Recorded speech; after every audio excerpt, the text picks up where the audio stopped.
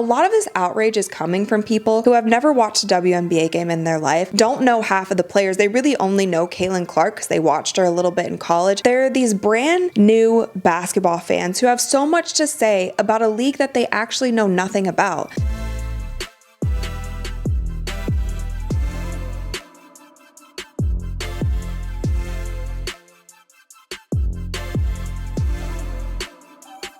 What's up, you guys? I'm Rachel DeMita and welcome to the Courtside Club. The topic of conversation over the past week or so has been Caitlin Clark's rookie salary. Fans are just learning how much that she will make in her first 4 years in the WNBA, and a lot of them are truly upset. So in today's video, I wanted to break down her salary and also break down the comparison between what she is making and what other NBA players is making. And I think by the end of this video, you guys might have a better understanding as to why WNBA salaries are as low as they actually are. So let's jump right into it. There was this graphic that was circling on Twitter that compared Caitlin Clark's rookie salary to the #1 pick in the NBA, Victor Wembanyama's rookie salary. So Caitlin, over her first 4 years in the WNBA, will make $338,000, while Victor Wembanyama will make $55.1 million in his first 4 years in the NBA. Now, if you don't have context and you're not familiar with the NBA and the economics of the NBA and the WNBA, seeing these two numbers looks pretty insane. Like, Victor's making over $10 million a year, while Caitlin isn't even making six figures a year. While it's very well known that Caitlin Clark has been the hottest name in all of sports and in all of entertainment over the past few months. So there are a lot of fans who are very, very upset over all of this. But I think if you have a little bit more context and understanding about these two leagues, it will make a little bit more sense. So let's compare the two. Just last season, the NBA brought in $10 billion in revenue, while the WNBA brought in around $60 million in revenue. So if you do the math there, then that is 166 times more money that the NBA brought in than the WNBA. The average salaries in the NBA was $9.6 million a year, while in the WNBA it was $102,000 a year. So then if we go back to comparing these two salaries, Victor Wembanyama is actually making 162 times more than Caitlin Clark will in her rookie salary. But that number is actually pretty spot on when you look at how much revenue the leagues are actually bringing in. Another thing to note is that the NBA season is 82 games in length and the regular WNBA season is 40 games in length. So they are only playing half the amount of games, half the amount of time that NBA players are playing. With that being said, these are only their salaries for playing basketball in the WNBA. None of this stops them from doing endorsement deals, commercials, brand deals, anything on social media, and earning revenue in other ways that they want to outside of the court. And with all of this hype and buzz around Caitlin Clark, she has the opportunity to become the most iconic WNBA player ever if she is able to bring more fans to the sport, more viewers to watching the games on television, more people coming to the games, because all of those things will help build up the WNBA and in turn not only boost her annual salary, but all of the players surrounding her.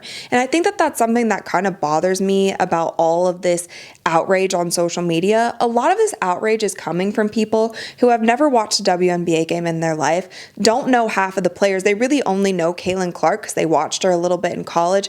They're these brand new basketball fans who have so much to say about a league that they actually know nothing about. Another thing to note is that the WNBA is only 26 years old, whereas the NBA is going into its 78th or 79th season.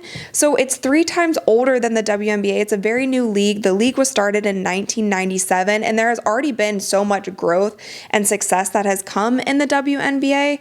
And so to think that we need to rush into it and these women need to be getting paid the same amount as the men, I think is actually insane. It just shows that you're really uneducated about what is going on. I think it's a really exciting time for so many of these women because there are so many more opportunities off the court to make money and make a name for yourself than a lot of players in the past ever had. Lisa Leslie didn't have social media. A lot of these women in the WNBA were playing a full season in the WNBA and then going overseas and playing the rest of the year overseas just to make ends meet and help to, you know, make more money for themselves and earn an honest living. And I think that this is just such an exciting time with Caitlin Clark and so many others in her draft class. And then also looking beyond to the girls that are still in college now with Paige Beckers, with Juju Watkins, with Haley Van Lith. Like, there are so many girls that us as fans are excited about. But if you actually want to see the women make more money and get what they deserve and what they have earned, you need to be going to games. You need to be watching the games on television. You need to be buying the merchandise. If you care that much about it, then you need to put your money where your mouth is, because we as fans are the ones who elevate these women. NBA across the board has much more viewership than the women have ever had. They have more sold out arenas than the women have ever had. And that's just the fact of the matter. It doesn't take away from the fact that these women aren't the best basketball players in the world. The fact is they just don't have the viewership and they don't have the support that the men do. This conversation is a little played out and a lot of people are really uneducated on the subject. And I think we all need to take a step back, take a breath, know that it's moving in the right direction. And somebody like Caitlin Clark has the opportunity at this very moment to elevate the game in a way that we have never seen before. Millions of fans coming to watch the WNBA who have never watched it before, ticket sales rising, the Indiana Fever having to move their games into bigger arenas to, you know, accommodate all of the fans that they are anticipating coming to those games.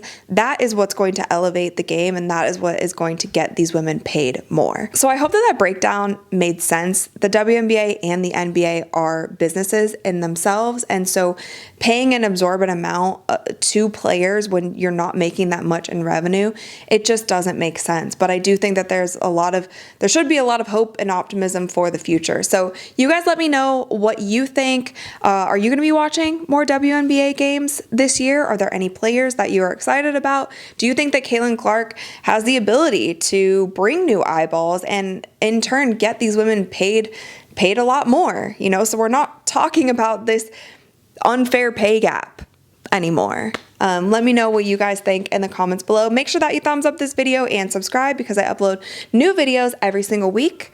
And with that, I will see you guys next time. Bye.